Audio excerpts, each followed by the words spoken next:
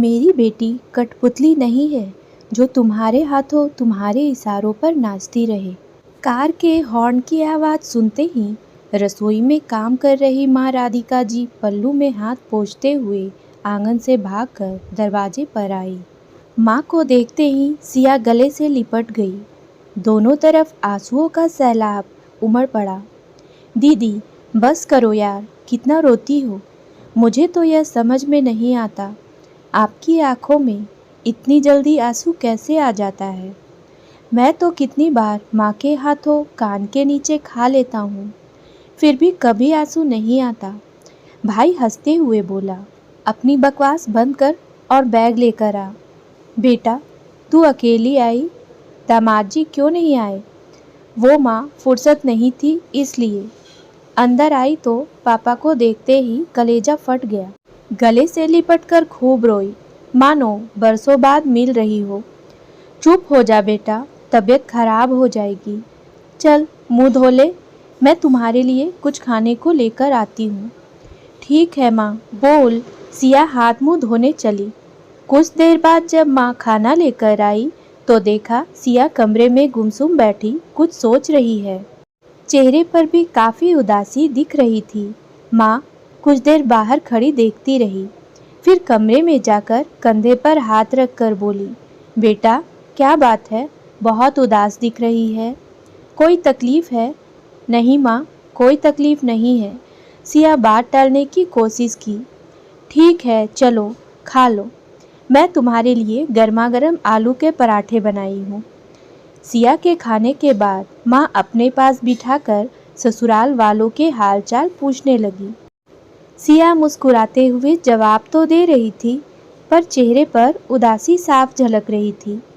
रात को सोते समय माँ ने बेटी का सर गोद में रखकर बालों में उंगली फिराते हुए कहा, सिया एक बात पूछूं?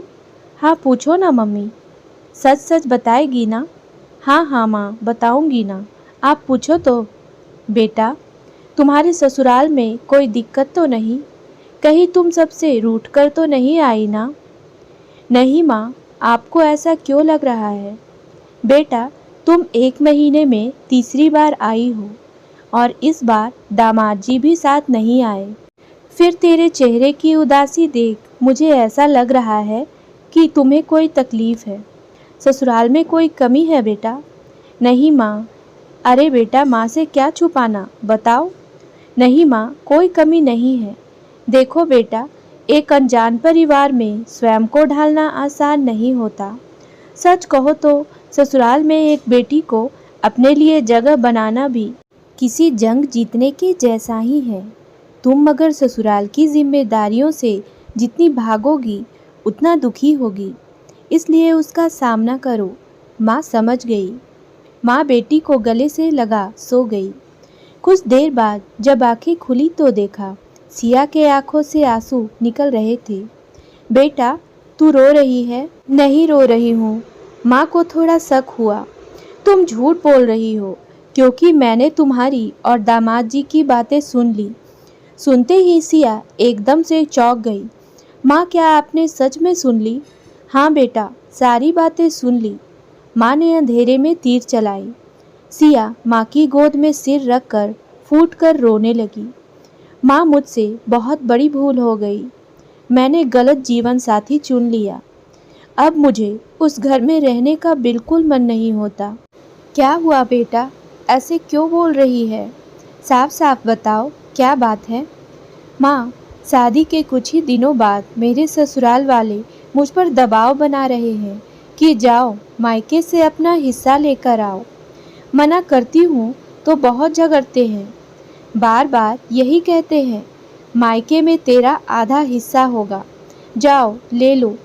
क्योंकि तेरी माँ सौतेली है, पापा भी इतने बीमार हैं, उनकी ज़िंदगी का तो ठिकाना नहीं।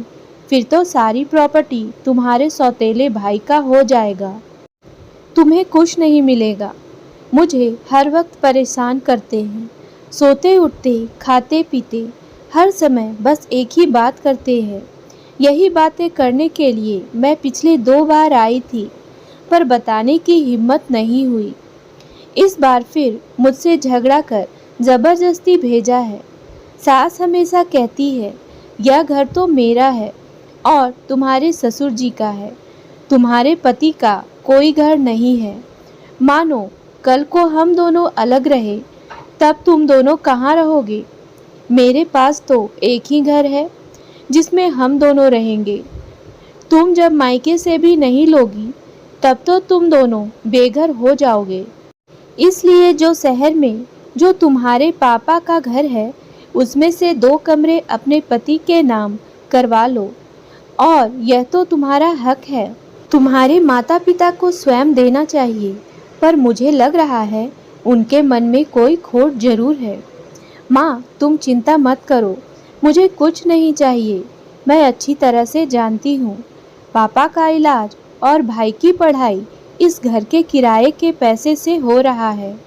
माँ, मैं उन सबको झेल लूँगी, आप कोई प्रॉपर्टी मत देना। बहुत लालची लोग हैं। सुनकर माँ के पैरों तले जमीन खिसक गई, आंखों से आंसू बह निकले। बच्ची इतने दिनों से इतना दुख सह रही है, मैं कैसे समझ नहीं पाई उसके मन की बात। कैसे सोच लिया कि बेटी ससुराल की जिम्मेदारियों से भाग रही है। सिया की शादी 6 महीने पहले ही अपने क्लासमेट वरुण के साथ हुई थी।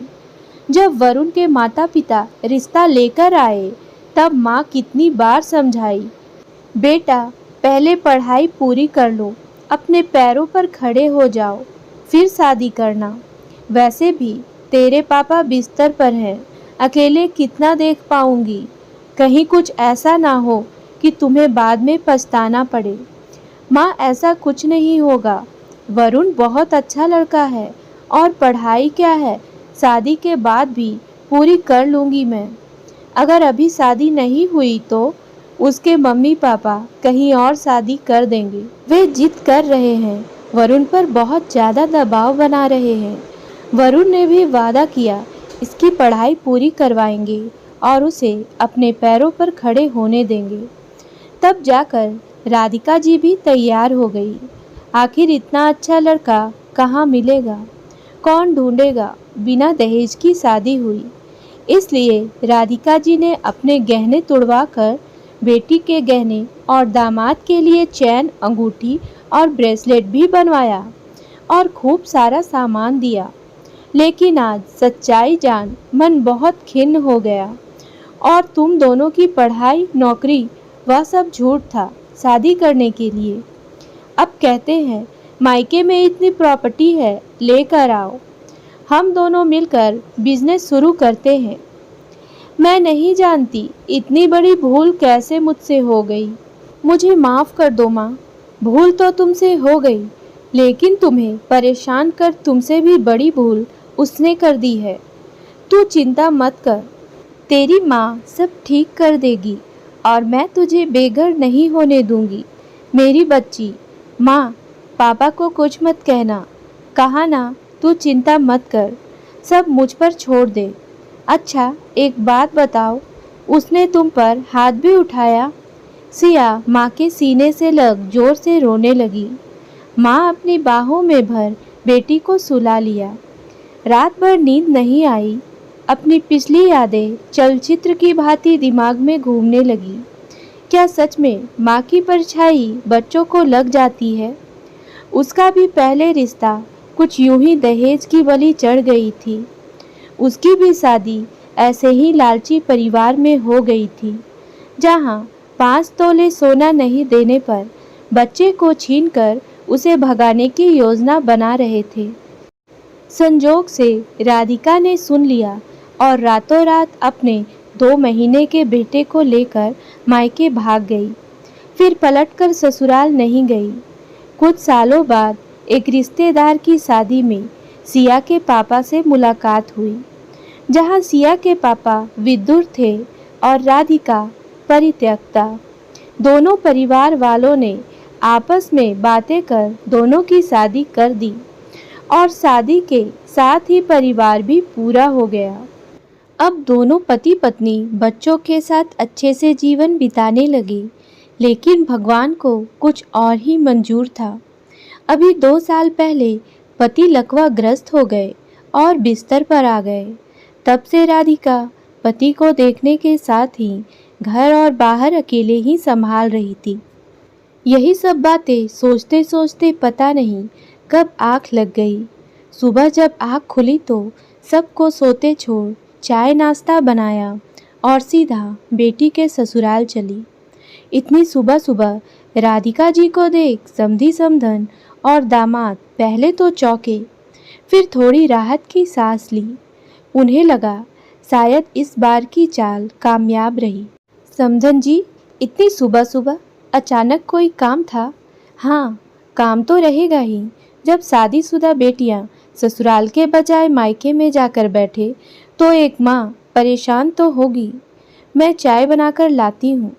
चाय नाश्ता रहने दीजिए समधन जी, पहले काम की बातें कर लेते हैं। क्या बात है समधन जी, मैं समझी नहीं। देखिए, मैं बातों को घुमा फिरा कर नहीं, खरी खरी बातें करने में विश्वास करती हूँ। आपकी जो मांगे हैं मैं पूरी करने को तैयार हूँ। फिर मैं तो कहती हूँ मेरी बेटी को परेशान करने के बजाय आप मुझे पहले ही बता देती तो बढ़िया रहता। नहीं, ऐसा कुछ नहीं है जैसा आप सोच रही हैं, और फिर इतनी जल्दी भी नहीं है। आप आराम से। नहीं नहीं, अब और ज़्यादा आराम से नहीं। मेरी बेटी ने बहुत दुख सह लिया, अब और नहीं। मैं शहर में बने मकान के 2 कमरे नहीं बल्कि पूरा एक फ्लोर देने को तैयार हूँ। आप बोलिए कौन सा फ्लोर चाहिए, ऊपर वाला या नीचे वाला? सब ने एक दूसरे की तरफ खुशी और आश्चर्य की नज़रों से देखा। यह हम कैसे कह सकते हैं?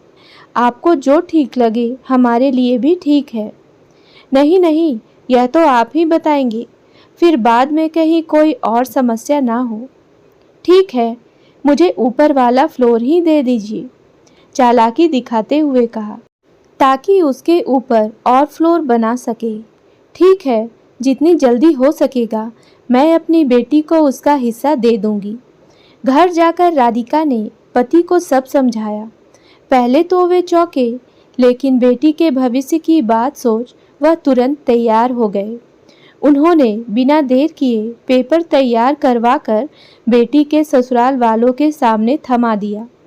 सिया ने तुरंत पेपर लेकर वरुण की ओर बढ़ाया।